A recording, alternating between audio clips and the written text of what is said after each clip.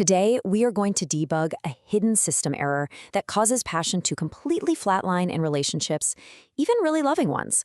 And look, it's not about boredom or stress, it's a specific coding flaw in the partnership's operating system. We're calling it the Parentification Glitch. So yeah, the big question, why does passion just disappear? We tell ourselves it's just time, right? Or stress, or maybe just getting too familiar.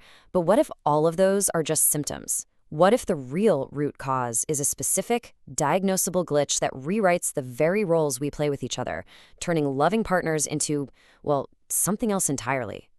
Okay, let's run the system diagnosis. The error we're looking for here is this parentification glitch. And let's be really clear, this is not just some minor communication bug. Oh no, this is a deep-seated corruption of the relationship's core operating system. So what exactly is this glitch? Well, it kicks in when one partner, and it's often the woman, unconsciously steps into the role of the correcting mother. Now, what that does is it forces the other partner into the role of the disobedient child. And here's the critical system failure.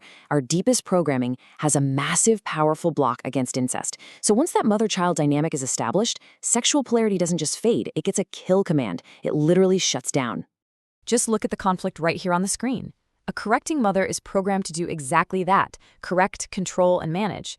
But a partner is meant to connect, to desire, and to share. And for the man, a disobedient child rebels and basically just waits for instructions, but a partner is supposed to lead, to take ownership, to initiate. You see, these two sets of commands are fundamentally incompatible. They absolutely cannot run on the same system at the same time. Okay, so we've diagnosed the glitch. Now let's trace the path of destruction it carves right through a relationship. We're about to see how it corrupts intimacy in 3 distinct and honestly pretty devastating phases.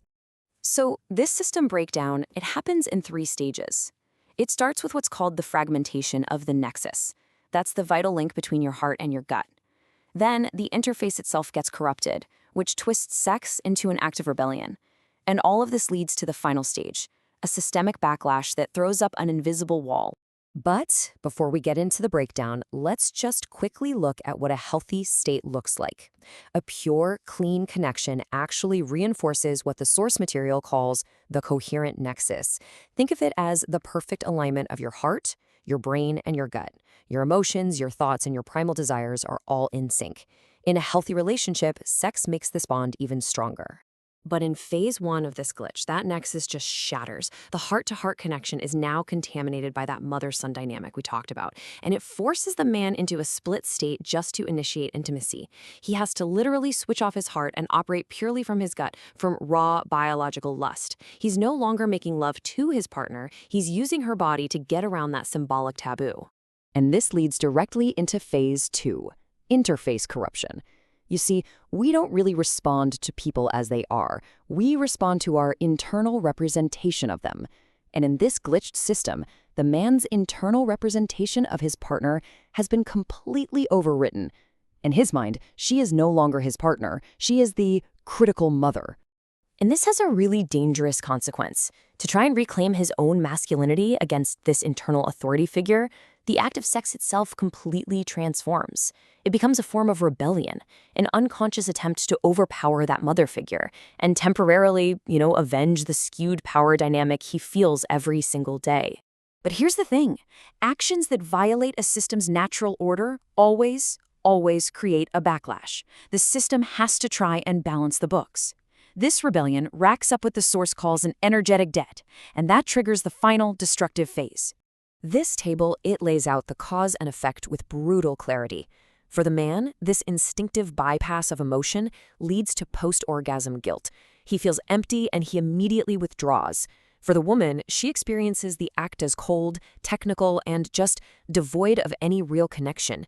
This makes him lose respect for a partner who lets herself be used this way, and she, feeling his absence, doubles down on correcting him to try and get some control back. It's a perfect, vicious feedback loop of destruction. And this is the end result of the entire glitch cycle, an invisible wall between the couple. It's a profound emotional and energetic separation that leaves both partners feeling totally isolated and misunderstood, even when they're lying right next to each other. So that was the diagnosis, and yeah, it's pretty grim. But the good news is that any system can be rebooted. What you need is an architectural solution, a complete system restore. It means stripping out all that faulty programming and rebuilding the very foundation of the relationship. The solution actually starts with the woman, who is framed here as the curator of the space. Her role is to consciously change the energetic environment of the relationship, which is what makes a new dynamic even possible. So here are her 3 steps for reprogramming. First, you have to consciously stop using the interface of control. Every single time you correct him, you're just adding another brick to that wall. The tool for this is reframing. Stop seeing him as a project that you need to improve and start seeing him as an autonomous force that just needs space. And finally, shift your focus inward. Connect with your own deep desires instead of hyper-focusing on his flaws. Now for the man. His new role is the builder of the direction. His work is all about proactively taking ownership and leading the relationship out of this glitched state. And here is his reprogramming. First, you have to definitively step out of the child interface. A child waits to be corrected. A man takes ownership and corrects himself. The tool here is anchoring. Ground yourself in your masculine authority. Take responsibility and leadership before she even feels the need to.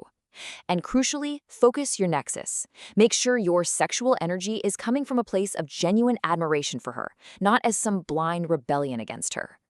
So, we've diagnosed the glitch, we've traced its destructive path, and we've laid out the blueprint for a full system restore. It requires conscious, hard work from both partners to uninstall that old corrupted programming and build something far, far stronger. The only question left is the one you have to ask yourself. Is it time for your system upgrade?